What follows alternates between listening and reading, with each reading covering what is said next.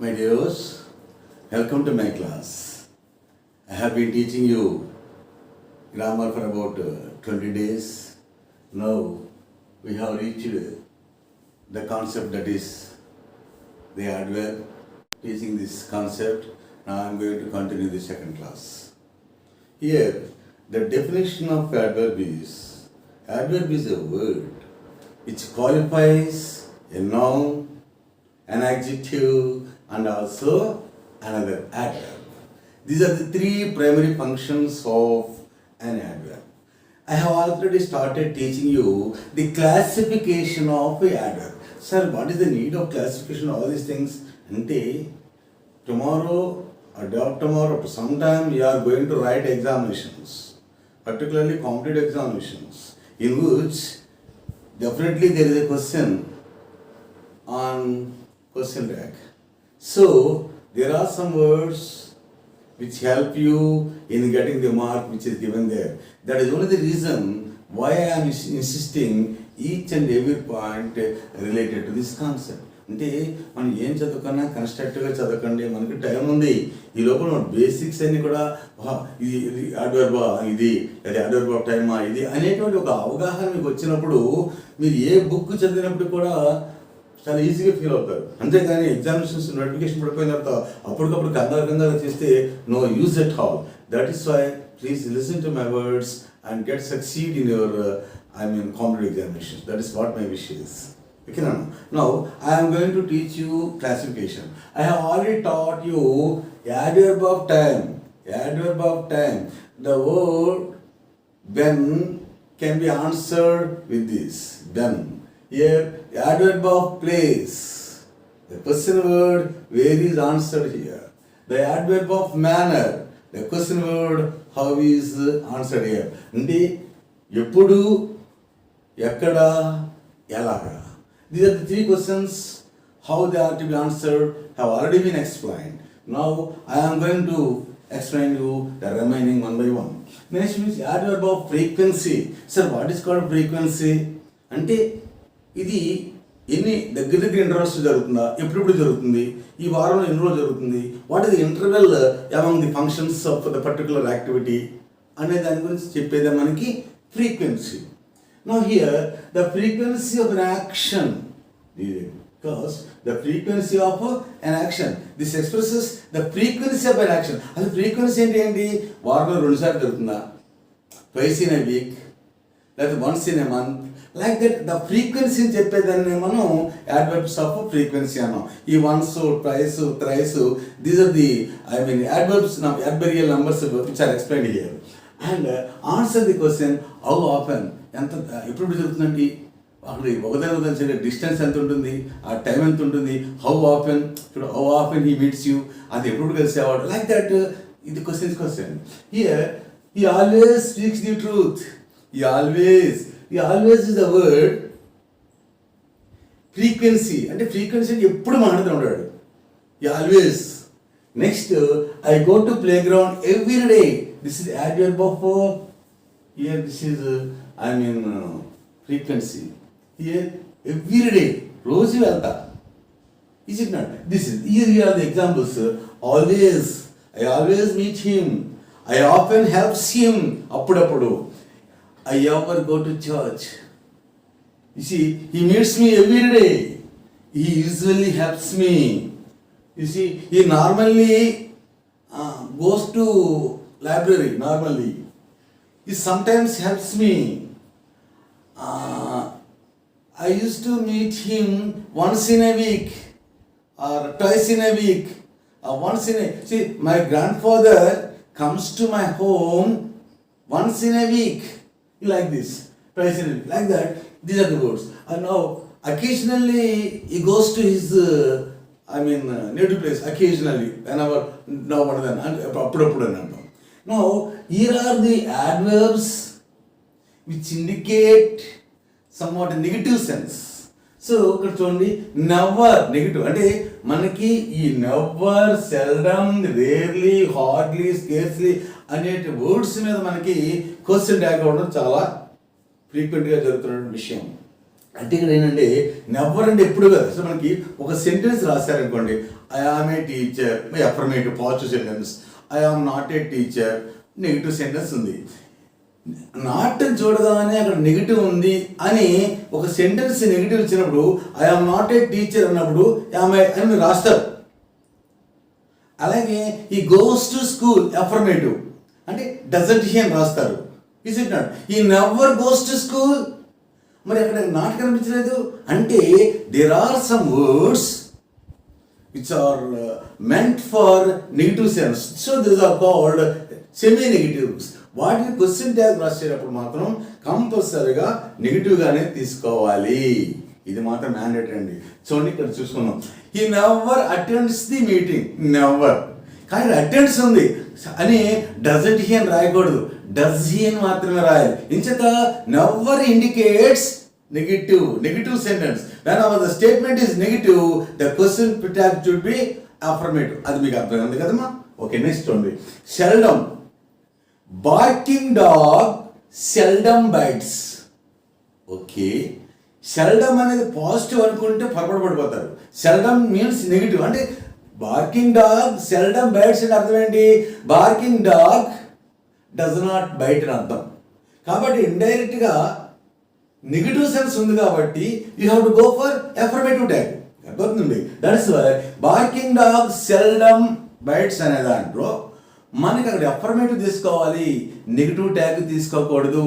ఏం చేత అంటే బార్కింగ్ డాగ్ సెల్డమ్ బైట్స్ అనేది నెగిటివ్ సెంటెన్స్ కాబట్టి మీరు పాజిటివ్ ట్యాగ్ తీసుకోవాలి, డజట్కి వెళ్ళాలి. అలాగే ఈ రేర్లీ అటెండ్స్ ది మీటింగ్, ఇది కూడా అంతేనండి. అంటే ఈ does not attend the meeting అని అర్థం. నెక్స్ట్ ఇక్కడ ఈ హార్డ్లీ మీట్స్ మీ, సపోజ్ పేషెంట్ ఉన్నాడండి, ఈ హార్డ్లీ స్పీక్స్, ఈ హార్డ్లీ స్పీక్స్ అంటే నెగిటివ్, ఈ డస్ నాట్ స్పీక్ అని అర్థం. ఈ హార్డ్లీ స్పీక్స్ అని అనుకోండి, does he right, don't go for doesn't he. Question concentrate చేస్తాను చూడండి. అంటే ప్రతి పాయింట్ కూడా ఎగ్జామినేషన్లో ఏదో రకంగా అడుగుతారు. అప్పుడు వీడిగా చెప్పేస్తే మీకు అంతా బరువైపోతున్న ఉద్దేశంతో ఈ రన్నింగ్లోనే ఈ యొక్క grammatical competitive examinations point of cultivate చేయడం జరుగుతుంది. నెక్స్ట్ స్కేర్స్లీ, ఈ స్కేర్స్లీ అటెండ్స్ ది స్కూల్, ఈ స్కేర్స్లీ అటెండ్స్ ది స్కూల్ అంటే does not attend the school అనమాట. ఈ రకంగా మనం అర్థం చేసుకోవాలి. These are all called adverbs of frequency. అర్థమైందండి? నెక్స్ట్ చూద్దాం ఈ రిలేటివ్ యాడ్వర్బ్స్. బ్యూటిఫుల్గా ఉంటుందండి. I don't know where she lives, ఆమె ఎక్కడుందో నాకు తెలియదు అంటే అక్కడ అర్థం ఏంటి? ఇప్పుడు చూడండి ఒకసారి, these relate to their antecedents.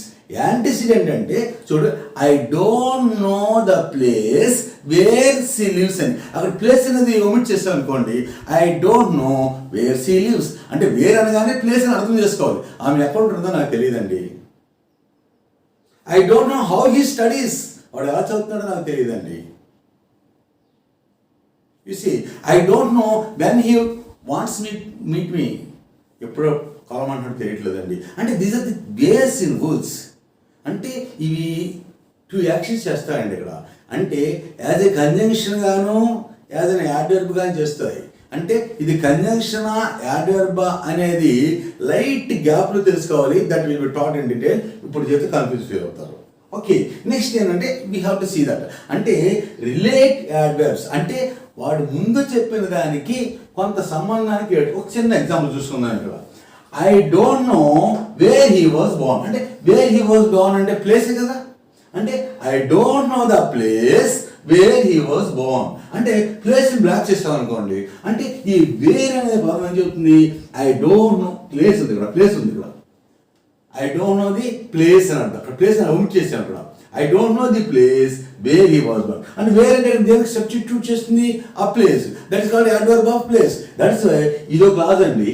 I don't know ఇక్కడ ఫైనట్ వర్బ్ ఉంది కాబట్టి, వేర్ హీ వాజ్ బోర్న్ ఇక్కడ కూడా ఫైనట్ వర్బ్ అంటే 2 క్లాజులను కలుపుతుంది కాబట్టి దీని కంజంక్షన్ కూడా అనవచ్చు. అంటే that is why this is the అంటే ఇక్కడ లైట్ గ్యాప్ ఉంది. That will be taught you.